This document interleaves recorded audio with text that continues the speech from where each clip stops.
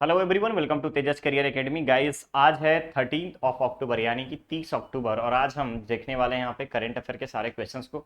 लेकिन आगे बढ़ने से पहले मैं आपको बताना चाहूंगा कि अगर आपने अभी तक चैनल को सब्सक्राइब नहीं किया है तो चैनल को सब्सक्राइब करें, वीडियो को लाइक शेयर जरूर करें। चलिए शुरुआत करते हैं आज के इस सेशन का। ओके, सबसे पहले हम देखेंगे क्वेश्चन को। लास्ट लेक्चर में मैंने आपको कुछ क्वेश्चंस के साथ साथ आपको स्टैटिक्स पार्ट के बारे में भी बताया था, इंडियन पॉलिटी से रिलेट करके कुछ क्वेश्चंस थे, उसके बारे में मैंने आपको बताया था। आज भी हम वैसा ही कुछ करने वाले हैं जहां पे आपको सारी चीजें बताई जाएंगी। ठीक है, शुरुआत करते हैं। पहला क्वेश्चन है आपका, पहला जो आपका क्वेश्चन है उसमें बोला गया है युवाओं को रोजगार आधारित निःशुल्क कौशल परीक्षण देने के लिए छत्तीसगढ़ राज्य को राष्ट्रीय स्तर पर किस अवार्ड से सम्मानित किया गया है। पहला पूछा गया है कि युवाओं को रोजगार आधारित निःशुल्क कौशल परीक्षण देने के लिए, स्किल ट्रेनिंग देने के लिए राष्ट्रीय स्तर पर छत्तीसगढ़ को किस पुरस्कार से सम्मानित किया गया है। तो ध्यान देंगे, सबसे पहले अगर आप लोग directive principle of state policy पढ़े होंगे तो वहां पे बताया गया है कि राज्यों का यह नैतिक कर्तव्य होगा कि आप अपने जितने भी लॉ बनाएंगे, जितने भी कानून बनाएंगे, नियम बनाएंगे, उन सभी में आपके अपने राज्य की जनता के लिए वेलफेयर को जरूर डिफाइन करेंगे, यानी कि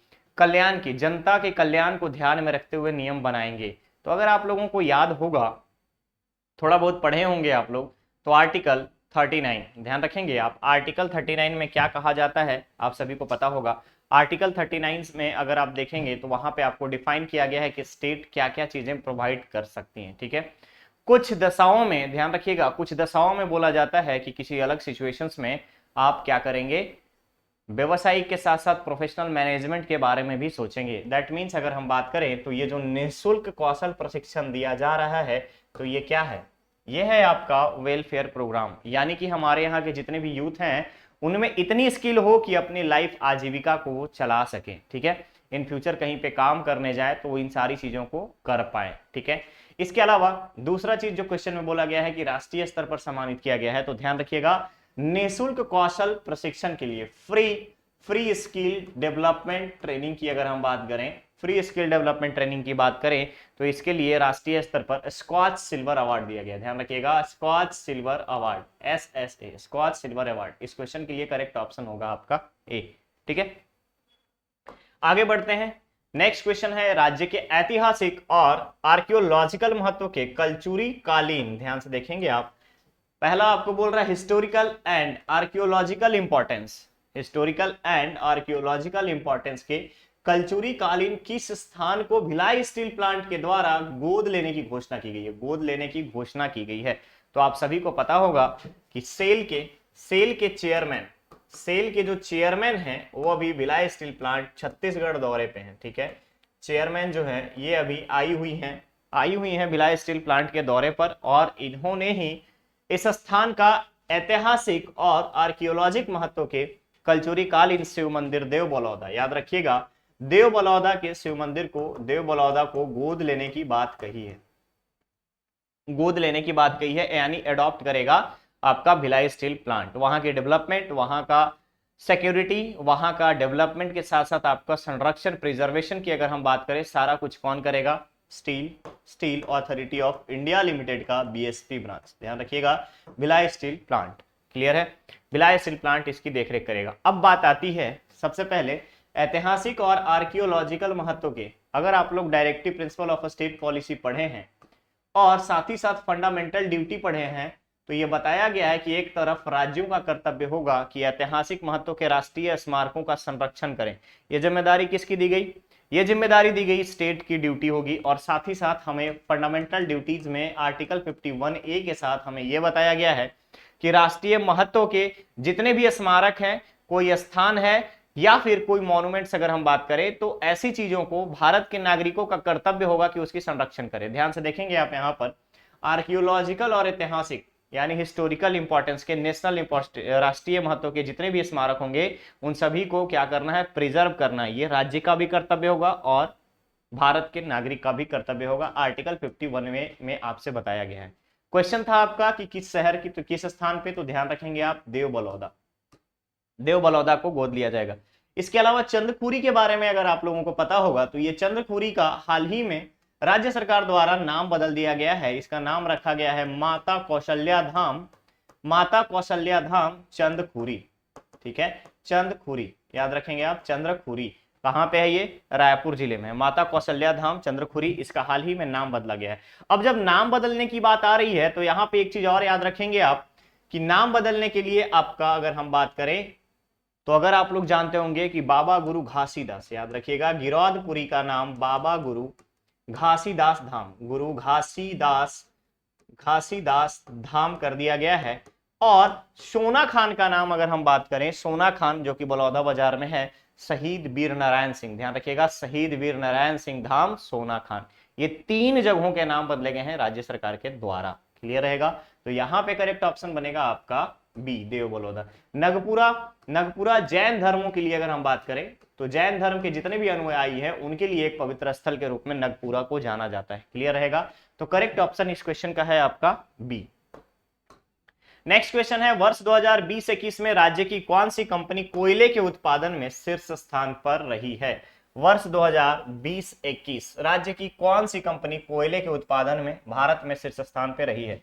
तो जहां पर भी कोल प्रोडक्शन की बात आती है, ध्यान रखिएगा कोल प्रोडक्शन की बात आती है तो कोल प्रोडक्शन में 2021 की लिस्ट जारी की गई है और ये 2021 में आपका ACCL south eastern coal company limited, ध्यान रखेंगे south eastern coal company limited जो है ये अभी भारत में नंबर 1 पे रही है। इसके अलावा आपको यहां पर याद रखना है छत्तीसगढ़ पावर जनरेशन के मामले में CSPDCL की अगर हम बात करें, डिस्ट्रीब्यूशन और जो हमारे जनरेशन की कंपनी है CSPGCL पावर जनरेशन, छत्तीसगढ़ को 4th रैंकिंग मिली है। ठीक है, पूरे देश में 4थे नंबर पे पावर जनरेशन के मामले में है और ओवरऑल परफॉर्मेंस में मीटर रीडिंग, लोगों को सुविधा पहुंचाने में, इन सारी चीजों को कंसीडर करते हुए 25वां रैंक मिला है। याद रखिएगा 25th रैंकिंग पर है। क्लियर? इसके साथ साथ आपको ध्यान रखना होगा कि power generation, Chhattisgarh power company में 5 कंपनियां थी, 2 का मर्जर कर दिया गया। होल्डिंग और ट्रेडिंग को ट्रांसमिशन और डिस्ट्रीब्यूशन में मर्ज कर दिया गया। ध्यान से देखेंगे, पावर होल्डिंग कंपनी को डिस्ट्रीब्यूशन में और ट्रांसमिशन के साथ साथ आपका ट्रेडिंग को मर्ज कर दिया गया है। तो अब एट प्रेजेंट हमारे पास कितनी कंपनियां हो गई? 2 आपके माइनस हो गए। तो यहां पे हमारे पास पावर जो हमारी कंपनी है, पावर कंपनी में 3 ही कंपनियां काम कर रही हैं। जनरेशन के साथ साथ ट्रांसमिशन और डिस्ट्रीब्यूशन, ये 3 कंपनियां काम कर रही हैं। इसके पहले कौन सी थी? होल्डिंग और ट्रेडिंग को यहां पे मर्ज कर दिया गया। क्लियर रहेगा? तो ध्यान रखेंगे आप, यहां पे करेक्ट ऑप्शन बन जाएगा आपका सी। ठीक है, आगे बढ़े, चलिए नेक्स्ट क्वेश्चन है, छत्तीसगढ़िया ओलंपिक 2022 का थीम वाक्य क्या दिया गया है? आप सभी को पता होगा कि ग्रामीण स्तर के साथ साथ ग्रामीण स्तर, इसके अलावा विकासखंड, ठीक है, विकासखंड, इसके अलावा आपका तहसील स्तर, ठीक है, तहसील जिला, याद रखेंगे आप तहसील जिला, इसके अलावा संभाग स्तर, संभाग के साथ साथ राज्य स्तर, ये 5 स्तर पे आपके क्या होंगे? छत्तीसगढ़िया ओलंपिक ऑर्गेनाइज किया जाएगा। छत्तीसगढ़िया ओलंपिक में जब ऑर्गेनाइज करेंगे तो यहाँ पे आपके टोटल 6 आपके ग्रुपिंग बनाई गई है, 6 टाइप के खेलों को शामिल किया गया है। कारण जितनी भी खेल से संबंधित प्रतिभाएं जो ग्रामीण क्षेत्रों में विनिवास करती है उन सबको राज्य स्तर तक लाना और फर्दर आपको इंटरनेशनल लेवल तक प्रमोट करना, इसी मोटो के साथ छत्तीसगढ़िया ओलंपिक को शुरू किया गया है। और इसका ध्येय वाक्य रखा गया है, खेलबो जितबो गढ़बो नवा छत्तीसगढ़। ध्यान से देखिएगा, खेलबो जितबो और गढ़बो नवा छत्तीसगढ़। क्लियर?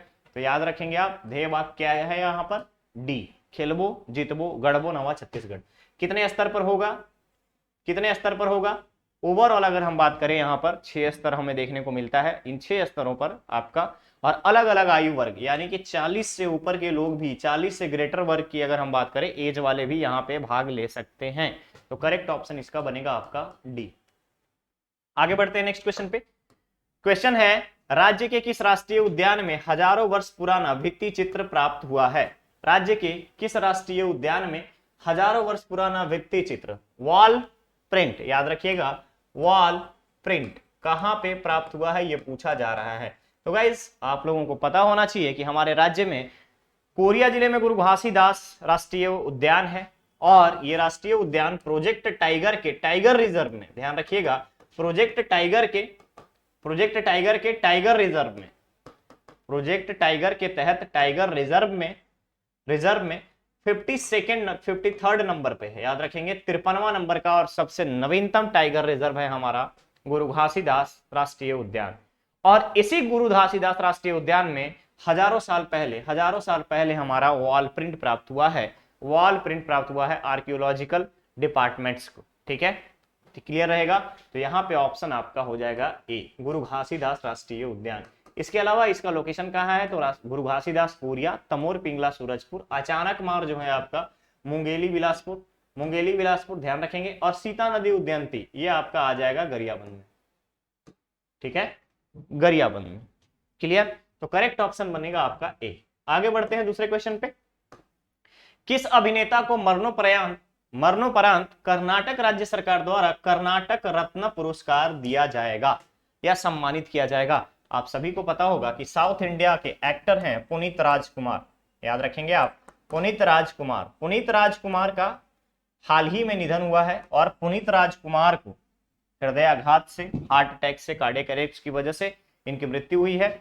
और पुनीत राजकुमार को ही मरने के बाद पोस्टह्यूमसली, ध्यान रखेंगे, पोस्टह्यूमसली अगर हम बात करें तो कर्नाटक की राज्य सरकार ने कर्नाटक रत्न देने की घोषणा की है। ध्यान रखेंगे, साउथ इंडियन फिल्म्स में कन्नड़ एक्टर है पुनीत राजकुमार, और इनको पुनीत राजकुमार को कर्नाटक रत्न देने की घोषणा की है। तो करेक्ट ऑप्शन क्या बनेगा यहां पर आपका बी। ठीक है, चलिए नेक्स्ट क्वेश्चन है, समुद्री मछली उत्पादन में देश का कौन सा राज्य शीर्ष स्थान पर है? तो पहली चीज ध्यान रखिएगा, समुद्री मछली उत्पादन के बारे में पूछ रहा है आपसे। तो अभी इस साल यानी कि 2022 की अगर डेटा के अकॉर्डिंग बात करें तो गुजरात जो है ये आपका नंबर 1 पोजीशन गेन किया है। ठीक है, गुजरात जो है ये आपका फर्स्ट पोजीशन पर है। सेकंड नंबर पे आया है आपका आंध्र प्रदेश, थर्ड नंबर पे है आपका तमिलनाडु, लास्ट आपका केरला। इन 4 स्टेट्स ने लाइन से अपनी रैंकिंग को बरकरार रखी है। गुजरात इस साल समुद्री मछली उत्पादन में, ध्यान रखेंगे आप, मछली उत्पादन में नहीं, समुद्री मछली उत्पादन में, सी फिशिंग की अगर हम बात करें प्रोडक्शन में, तो गुजरात इस साल फर्स्ट पोजीशन पे है। इसके अलावा गुजरात से रिलेटेड फैक्ट आपको याद रखना होगा, 36th नेशनल गेम्स आयोजन 29 से लेकर के 11 अक्टूबर तक, 12 अक्टूबर तक फाइनल। 37th कहां पे होगा? 37th होगा गोवा में। 37th कहां होगा? गोवा में। 29 में अगर हम बात करें, 29 सितंबर से शुरुआत हुई थी इसकी, 29 सितंबर से शुरुआत हुई थी। 36वें में छत्तीसगढ़ को 13 मेडल, जिसमें से 2 गोल्ड। इसके अलावा अगर हम बात करें तो यहां पर हो जाता है आपका सिल्वर, और 5 आपका है bronze. 2 gold, 6 silver, 5 bronze. Clear रहेगा, ये आपका डेटा याद होना चाहिए। तो करेक्ट ऑप्शन क्या बनेगा? गुजरात। ठीक है, चलिए आगे बढ़ते हैं नेक्स्ट क्वेश्चन पे। क्वेश्चन है, राज्य के दंतेवाड़ा जिला में किस गौठान में प्रदेश भर के लिए केचुआ एवं सुपर कंपोस्ट खाद उत्पादन की शुरुआत की गई है? खाद उत्पादन मतलब हो गया, यहां पर ध्यान देंगे, प्रदेश भर के लिए मतलब जितना भी वर्मी कंपोस्ट आपको रिक्वायर्ड होगा छत्तीसगढ़ स्टेट में, उसका उत्पादन सिर्फ इस गौठान से करने की टारगेट रखी गई है केचुआ और सुपर कंपोस्ट के द्वारा। दंतेवाड़ा जिला के कौन से गौठान में? याद रखेंगे आप, भैरमगंज गौठान जो है इसने शुरुआत की है कि हम इतने कंपोस्ट जनरेट करेंगे, मतलब प्रोड्यूस करेंगे, जिससे हमारे राज्य भर में जैविक खेती हो सके। ठीक है, हमारे राज्य भर में जैविक खेती हो सके। तो याद रखिएगा, भैरमगंज जो है इसका करेक्ट ऑप्शन है, D is the correct option. Next question है आपका, राज्य के किस होम्योपैथी चिकित्सा को प्राइड ऑफ होम्योपैथी सम्मान से सम्मानित किया गया? तो आपको पता होना चाहिए कि होम्योपैथी चिकित्सा को कहां पे आयोजन दुबई में। ध्यान रखिएगा, वर्ल्ड होम्योपैथी डे पर दुबई में। राज्य के कौन से डॉक्टर थे? डॉक्टर का नाम है Utkarsh Trivedi, doctor Utkarsh Trivedi. Correct option is C, Utkarsh Trivedi जो हमारे छत्तीसगढ़ से बिलोंग करते हैं और ये होम्योपैथी के डॉक्टर हैं। इनको प्राइड ऑफ होम्योपैथी, ध्यान रखेंगे आप, प्राइड ऑफ होम्योपैथी सम्मान दिया गया है। कहां पे मिला है? दुबई में। आयोजन कहां हुआ था? दुबई में। क्लियर रहेगा, आगे बढ़ते। क्वेश्चन है, राज्य के श्रमिकों और मजदूरों के लिए महंगाई भत्ते की नई दरें कितने रुपए तय की गई है? ध्यान से देखिएगा, राज्य के श्रमिकों और मजदूरों के लिए महंगाई भत्ते की नई दर कितने रुपए तय की गई है? अब आपको यहां पे वापस से स्टैटिक पार्ट पे इंडियन पॉलिटी की तरफ लेके चलना चाहूंगा, जहां पे आपको आर्टिकल 43 क्या कहता है? आर्टिकल 23 क्या कहता है ये आपसे बात करता है फंडामेंटल राइट्स के बारे में है, और फंडामेंटल राइट्स में आपको बोला जाता है कि किसी भी व्यक्ति से आप बंधुआ मजदूरी नहीं करवा सकते हो। पहली चीज, बंधुआ मजदूरी नहीं करवा सकते हो। तो आर्टिकल 23 में बंधुआ मजदूरी को प्रोहिबिट किया गया, और साथ ही साथ बोला गया कि अगर आपको पब्लिक इंटरेस्ट में, सार्वजनिक क्षेत्र में अगर काम करवा रही है सरकार, तो उस केस में उसको वेजेस देना होगा। क्या देना होगा? वेजेस देना होगा, मजदूरी भत्ता देना होगा। आर्टिकल 43 में क्या बोला गया है? आर्टिकल 43 में बोला गया है कि किसी भी व्यक्ति से जबरन वर्क नहीं करवाना है, और पब्लिक इंटरेस्ट में अगर आप काम करवा रहे हैं तो उसको इतना पैसा जरूर दें, इतना पैसा जरूर दें जिससे उसकी लिवलीहुड चल पाए, आजीविका चल पाए। ध्यान से समझिएगा इसको कि ये आजीविका चले। इसके अलावा जब हम फंडामेंटल ड्यूटी 51A पर जाते हैं तो वहां पे एक ड्यूटी आपको दिया गया है कि भारत के नागरिकों का कर्तव्य होगा कि देश की रक्षा करें, तथा कॉल किए जाने पर यानी बुलाए जाने पर देश की रक्षा के लिए सदैव तत्पर रहें। इसका मतलब क्या हुआ? आप इसको तीनों को एक साथ रिलेट कीजिए। यहां पे बोला जा रहा है बंधुआ मजदूरी मत कीजिए, दूसरी तरफ बोला जा रहा है राज्य इतना पैसा दे, इतना पैसा दे कि किसी की आजीविका चल पाए, और तीसरी तरफ आपको बोला जा रहा है कि आप से देश की सेवा के लिए सदैव तत्पर रहें। इट मींस कि जब आपको बुलाया जाए, जब सिचुएशन ऐसी आ जाए कि अब आपको जाना ही पड़ेगा युद्ध करने के लिए, देश की रक्षा के लिए, तो फिर आप ये वेजेस को नहीं देखेंगे। दूसरी तरफ राज्य जो है वेजेस दिए बिना आपसे कोई काम नहीं करवा सकती है, चाहे वो पब्लिक इंटरेस्ट में ही क्यों ना हो, सार्वजनिक क्षेत्र में ही क्यों ना हो। इसके अलावा 43 में बोला गया है कि किसी भी व्यक्ति की आजीविका के बराबर क्या इंतजाम करने की जिम्मेदारी राज्य की होगी। तो इन तीनों को जब आप कनेक्ट करेंगे तो यहां पे आपको ये चीज दिखेगा कि श्रमिकों और मजदूरों के लिए महंगाई भत्ते की नई दर जो है किस आधार पे आती है। तो इस साल की अगर हम बात करें तो राज्य सरकार ने 393 रुपए फिक्स किया है। डी, 393 रुपए फिक्स किया है राज्य सरकार ने। तो करेक्ट ऑप्शन क्या बनेगा? करेक्ट ऑप्शन बनेगा आपका डी। ये था आज का सेशन। अब बारी आपके स्टूडेंट धर्मा की। क्वेश्चन है आपका, राज्य के कितने नगरीय निकायों में मिशन अमृत 2.0 योजना चलाई जा रही है? ध्यान देंगे आप, कितने नगरीय निकायों में चलाई जा रही है? ध्यान दीजिएगा, जा रही है 2.0 मिशन अमृत योजना 2.0। राज्य के कितने नगरीय निकायों में मिशन अमृत 2.0 योजना चलाई जा रही है? इसका आंसर आपको कमेंट बॉक्स में कमेंट करके देना है। ओके, लास्ट लेक्चर में अगर हम बात करें, यानी कि कल वाला, दैट इज 29 अक्टूबर का जो आपका सेशन था, उसमें आपके क्वेश्चंस पूछे गए थे कि महिला क्रिकेट के विकास के लिए भारत के क्रिकेट कंट्रोल बोर्ड ने कितने पैसे को, कितना गुना उनकी फीस बढ़ाई है। तो याद रखिएगा 3.5 गुना। पहले आपका कितना था? पहले था आपका 4 लाख रुपए के आसपास, और अभी बढ़ा करके कर दिया गया है 15 लाख रुपए। मतलब महिला क्रिकेटर की जो फी होगी वो 15 लाख रुपए कर दी गई है। क्लियर रहेगा? तो वहां पे ऑप्शन में जो आपका था वो था आपका 3.5 गुना। ध्यान रखेंगे, 3.5 गुना जो होगा इसका करेक्ट आंसर होगा। ओके, तो गाइस ये था आज का सेशन। मिलते हैं बहुत ही जल्द नेक्स्ट और नए सेशन में। बने रहिए तेजस कैरियर एकेडमी के साथ। चैनल को सब्सक्राइब करें, वीडियो को लाइक शेयर जरूर करें। Thank you so much.